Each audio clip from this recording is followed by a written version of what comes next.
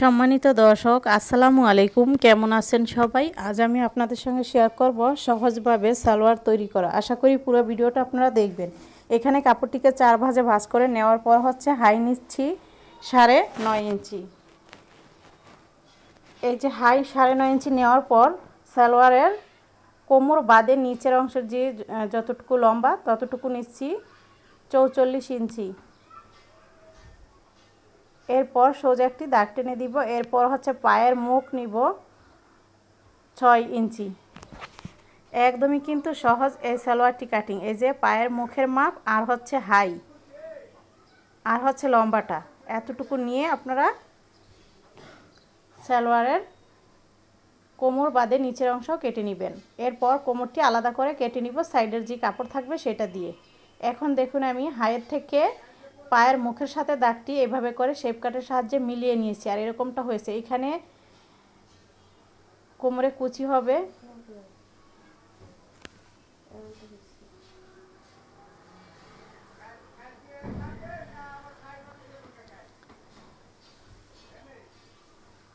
এই তো কেটে নিলাম।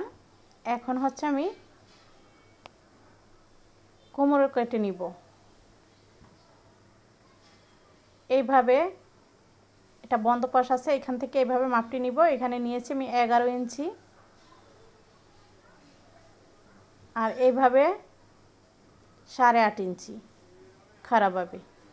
এটা হচ্ছে চওড়া 8.5 ইঞ্চি। এই যে এখন দাগটিকে মিলিয়ে নিলাম। নেওয়ার পর হচ্ছে এখন কেটে নিচ্ছি।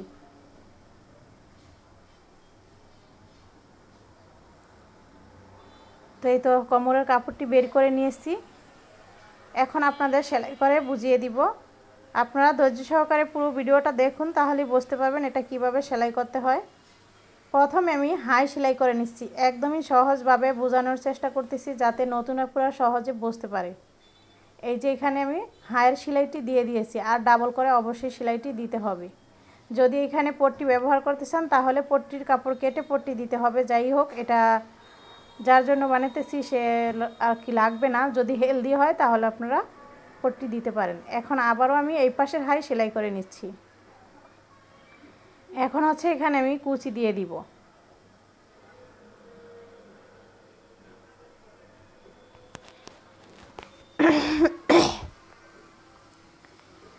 প্রথমে হাই সেলাই করার পর এইভাবে কুচিটি দেওয়ার পর হচ্ছে কোমর লাগিয়ে নিব।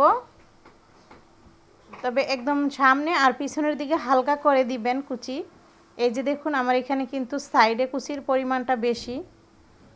এখন হচ্ছে কোমরের জন্য এক সাইড সেলাই করে নিলাম, যেহেতু এখানে 2 পার্ট।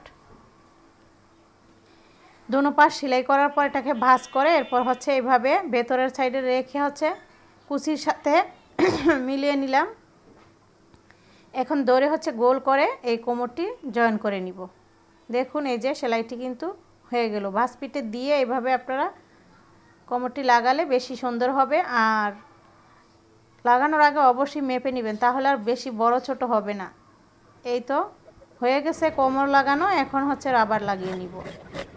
রাবারটিকে আমি ভালো করে সেলাই করে আটকে নিয়েছি। এখন হচ্ছে কাপড়ের সাথে এভাবে পেঁচিয়ে সেলাইটি দিয়ে দিব। এখন তো কাপড়ের উপর সেলাই দিয়েছি, তো পরের বার আবার দিতেছি রাবারের উপর। টেনে টেনে দিতে হবে রাবারের উপর সেলাইটি। এখন হচ্ছে সালোয়ারের যে পায়ের মুখ সেখানে সেলাইটি করব ভাঁজ দিয়ে। ভাঁজটি দিয়ে হচ্ছে সেলাইটি দিয়ে দিচ্ছি। এরকমভাবে দুটি সালোয়ারের পা একইভাবে সেলাই করে নিব। আর এভাবে আপনারা সেলাই করলেই হবে। আমি এখানে ম্যাচিং করে জামার সাথে কাপড় এখানে ম্যাচ করব, এই জন্য এখানে ডিজাইন করার জন্য এই কাপড়টি দিব। আর যদি আপনারা এটা না দেন তাহলে যেভাবে সেলাই করছি এভাবে সেলাই করার পর সাইড সেলাই করলেই কিন্তু হয়ে গেল। এখন এই কাপড়টি আমি এখানে লাগিয়ে নিব যাতে জামার সাথে সুন্দর ম্যাচিং হয়, এই জন্য এই কাপড়টি দিয়ে দিতেছি। এটা অপশনাল।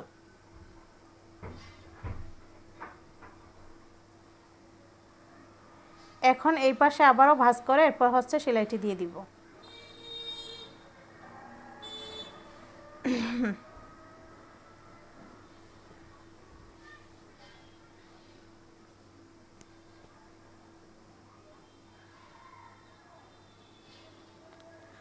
আরও একটি সেলাই দিয়ে দিলাম একটুখানি ফাঁকা করে। এভাবে করে দুই সাইড থেকে দুটি করে 4টি সেলাই দিয়ে দিয়েছি, আর দিতে হবে না। তো এরকমভাবে এই পায়ের সেলাইটিও দিয়ে দিব, আর এইভাবেই কাপড়টি লাগিয়ে নিয়েছি।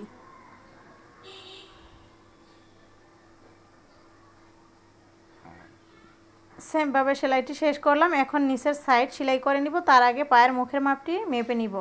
6 ইঞ্চি রেখে সেলাইটি দিতে হবে।